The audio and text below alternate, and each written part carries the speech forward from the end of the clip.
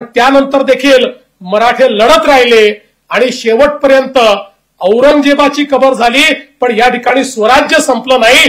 ही जी विजिगीषू वृत्ती या ठिकाणी छत्रपतींनी रुजवली होती आणि त्यातूनच मग पुढे अटके पार झेंडा नेण्याचं काम हे या ठिकाणी आपल्या मराठ्यांनी केलं। आणि म्हणूनच मला असं वाटतं की ही जी काही छत्रपतींची सामरिक शक्ती होती, त्यांनी ज्या प्रकारे युद्धशास्त्र युद्धनीती तयार केली, जी पुढे मराठ्यांनी अशा प्रकारे वापरली की संपूर्ण देशामध्ये मराठ्यांचा बोलबाला झाला, त्याचा अभ्यास करणारं अध्यासन केंद्र हे देशाच्या राजधानीमध्ये आणि तेही जेएनयू मध्ये व्हावं, ही खरोखर आपल्याकरता अतिशय आनंदाची गोष्ट आहे। आणि त्यासोबत मराठी भाषेचं अध्यासन देखील या ठिकाणी होत आहे।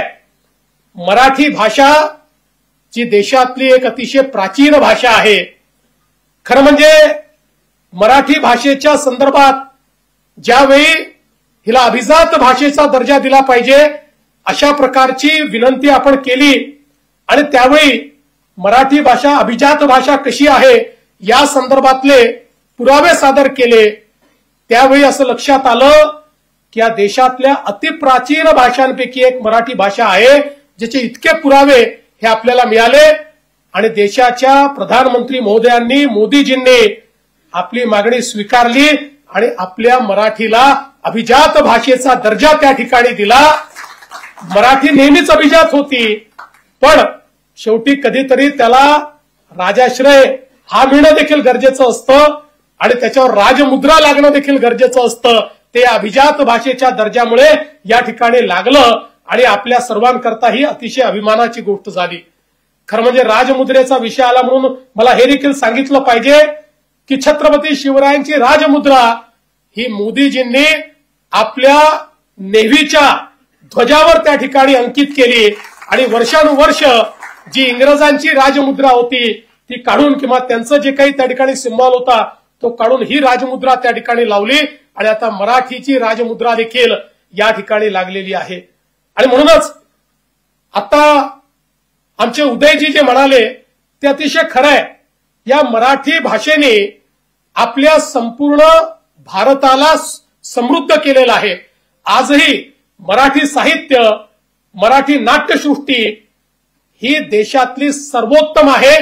किंबहुना मी जर असं म्हणेन की देशामध्ये ज्याला अलीकडच्या भागात थिएटर म्हणतात, ते थिएटर जर कुठल्या एका भाषेने केवळ टिकवलंच नाही तर समृद्ध केलं असेल तर त्या भाषेचं नाव मराठी भाषा आहे आणि देशामध्ये सर्व लोक ही गोष्ट या ठिकाणी मान्य करतात।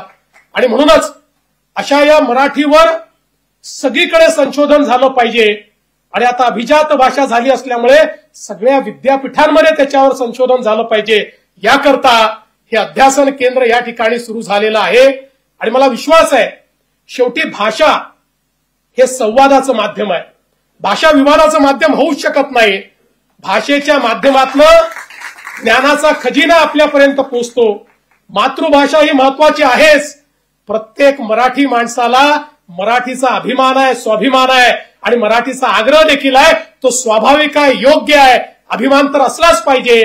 पण त्यासोबत इतरही भारतीय भाषांचा अभिमान आम्ही बाळगला पाहिजे, हे देखील अत्यंत महत्वाचं आहे। कारण ज्यावेळी आम्ही भारतीय भाषांचा तिरस्कार करतो आणि फक्त इंग्रजीचा पुरस्कार करतो, इंग्रजीला पायघड्या घालतो आणि भारतीय भाषांना विरोध करतो, त्यावेळी कुठेतरी दुःख होतं। आणि मला असं वाटतं की या ठिकाणी आपला वाद हा मराठी की हिंदी असा नाहीये, मराठी ही आहेच, मराठीशिवाय पर्यायच नाहीये। मराठी माणसांनी मराठी स्वीकारलीच पाहिजे, पण मराठी सोबत भारतीय भाषा अशा प्रकारची आपली भूमिका आहे की मराठी असली पाहिजे आणि इतर भारतीय भाषा देखील आपल्याला आल्या पाहिजेत।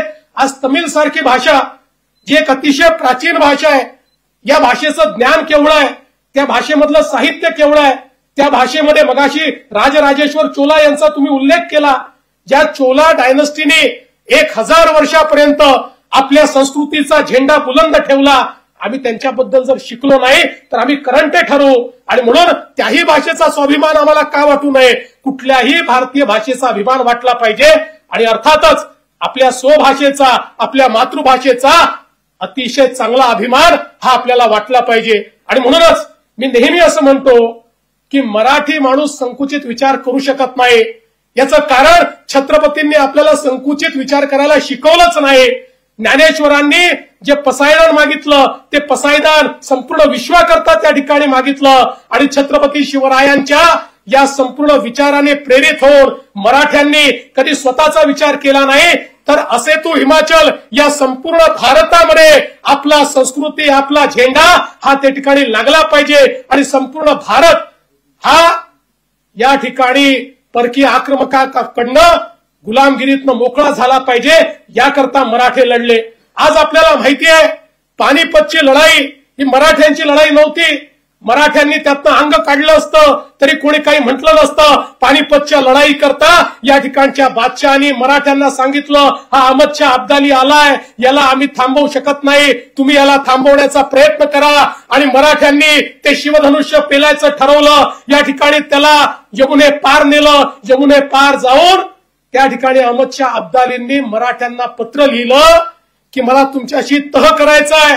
आणि काय तह करायचा आहे तर तुम्ही तेव्हाचा पूर्ण पंजाब म्हणजे पंजाब आताचा जो पूर्ण आहे पाकिस्तानासहित तो पंजाब, सिंध आणि बलुचिस्तान हे 3 प्रांत हे माझे आहेत, अहमद शाह अब्दालीचे आहेत, हे तुम्ही मान्य करा. उरलेला संपूर्ण भारत हा मराठ्यांचा आहे, हे मी मान्य करायला तयार आहे. अशा प्रकारचं पत्र लिहिलं. पण मराठे स्वतः करता लढत नव्हते, त्या ठिकाणी स्वराज्याकरता लढत होते, या देशाकरता लढत होते, देवदेश आणि धर्माकरता लढत होते.